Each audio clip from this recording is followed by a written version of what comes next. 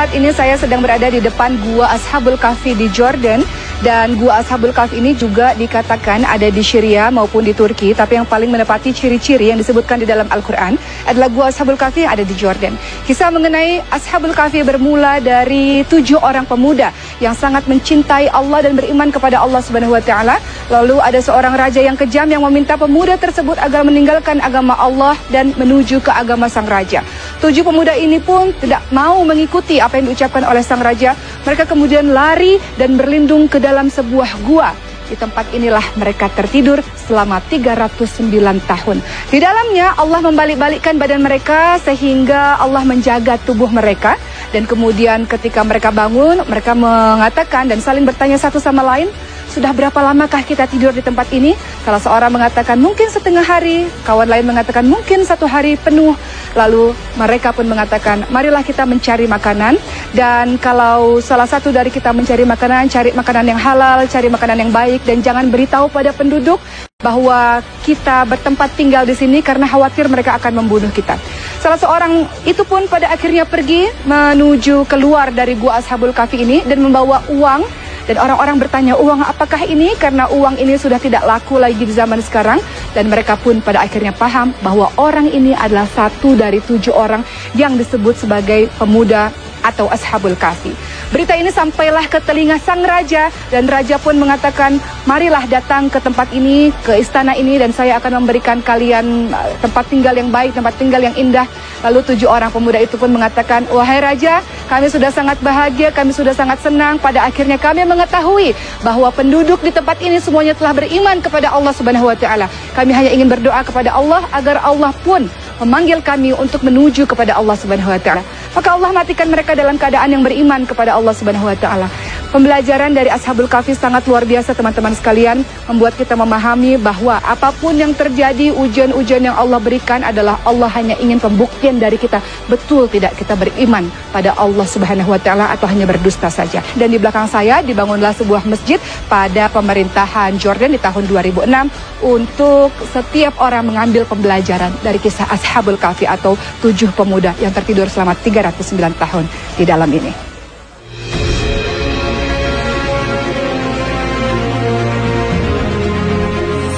Saat ini saya sedang berada di Wadi Musa, sebuah kota yang di dalamnya terdapat Petra. Disebut dengan Wadi Musa atau Lembah Musa karena dikatakan bahwa Nabi Musa alaihissalam dan Bani Israel sempat singgah di tempat ini setelah kejaran dari Fir'aun. Wadi Musa tidak hanya ditemukan di Jordan tapi juga ditemukan di Mesir. Saat ini Wadi Musa menjadi pusat pengairan utama bagi penduduk di sekitar kota Petra.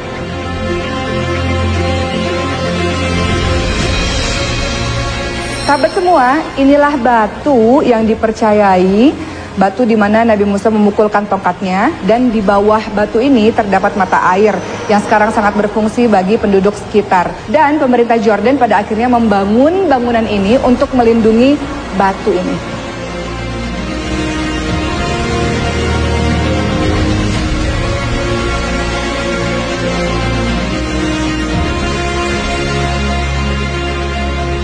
Sahabat semua, airnya sangat jernih sehingga banyak orang yang langsung minum dari mata air ini. Saya akan coba meminumnya.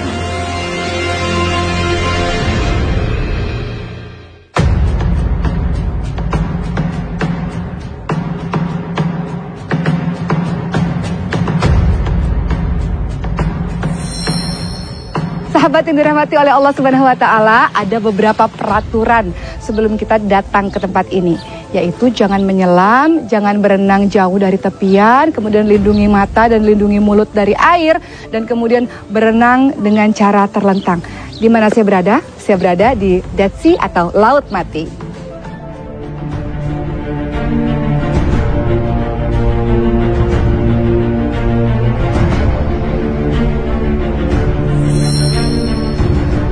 Laut Mati terletak di perbatasan Jordan dan sebelah barat Palestina. Laut Mati memiliki kandungan mineral yang sangat tinggi sehingga membuat ramai orang datang ke tempat ini untuk sekedar berenang atau mandi untuk membuat kulit mereka menjadi lebih sehat. Laut Mati disebut sebagai Laut Mati sebab dengan kadar garam yang sangat tinggi tidak ada satu makhluk pun yang dapat hidup di dalamnya. Dan menurut versi lain, kenapa Laut Mati disebut Laut Mati? Sebab Di sekitar tempat ini terdapat sebuah kaum yang Allah azab karena kaum tersebut tidak beriman kepada Allah Subhanahu wa taala. Siapakah kaum yang diazab oleh Allah Subhanahu wa taala itu?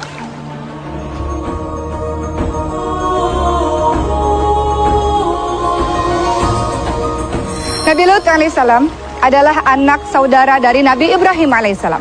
Diutus oleh Allah Subhanahu wa taala untuk berdakwah bagi kaum Sodom, sebuah kaum yang mengerjakan pekerjaan maksiat yang sangat luar biasa. Mereka mencintai sesama jenis. Nabi Lut alaihissalam telah berulang kali berdakwah kepada mereka, meminta mereka menghentikan perbuatan tersebut. Namun kaum Sodom sama sekali tidak mendengarnya. Kaum Sodom justru mengatakan kepada Nabi Lut alaihissalam, berikan saja azab Tuhanmu kepada kami. Maka Nabi Lut alaihissalam pun berdoa kepada Allah Subhanahu wa taala agar menurunkan azab bagi penduduk Sodom. Suatu ketika datanglah 3 orang laki-laki yang berwajah rupawan ke rumah Nabi Lut alaihissalam. Maka Nabi Lut alaihissalam meminta kepada istri dan kedua anaknya untuk merahasiakan kedatangan dari tamu-tamu tersebut. Namun istri dari Nabi Lut alaihissalam adalah seorang istri yang berkhianat. Ia menceritakan kepada seluruh penduduk Sodom bahwa ada tamu yang berwajah rupawan di rumah suaminya, di rumah Nabi Lut alaihissalam. Maka ketika Nabi Lut alaihissalam sedang bercakap-cakap dengan ketiga tamunya, mulailah ramai orang datang dan mengetuk-ngetuk pintu dengan sangat keras. Maka Nabi Lut alaihissalam pun mengatakan kepada tamunya, aku adalah orang yang tidak kuat, aku tidak memiliki keluarga untuk melindungi kalian.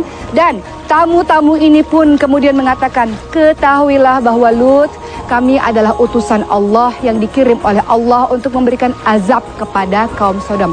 Bagaimana cara Allah mengazab kaum Sodom tersebut? Allah kemudian memberikan gempa bumi yang sangat dahsyat. Orang-orang mulai berteriak dan mulai menyadari bahwa Nabi Lut alaihissalam adalah Nabi Allah Subhanahu wa taala, bahwa Nabi Lut alaihissalam semua perkataannya adalah benar, namun semua telah terlambat. Allah kemudian membalikkan keadaan kota tersebut sehingga semuanya menjadi hancur dan Allah kirimkan batu-batu panas, batu-batu yang terbakar, maka tak tersisa kaum Sodom tersebut. Orang-orang ramai mempercayai bahwa kaum Sodom terletak di tempat ini, bahwa tempat ini menurut kepercayaan sebagian orang adalah tempat di mana Allah Subhanahu wa taala mengazab mereka. Apapun dosa yang kita lakukan, termasuk sebagian teman-teman yang mengikuti perbuatan dari kaum Sodom, semoga ketika Allah masih memberikan nafas adalah jalan terbaik kita untuk kembali kepada Allah Subhanahu wa taala. Sebagaimana dalam salat kita katakan, ihdinas siratal mustaqim, ya Allah tunjukilah kami jalan yang lurus. Semoga semuanya kembali kepada jalan Allah Subhanahu wa taala.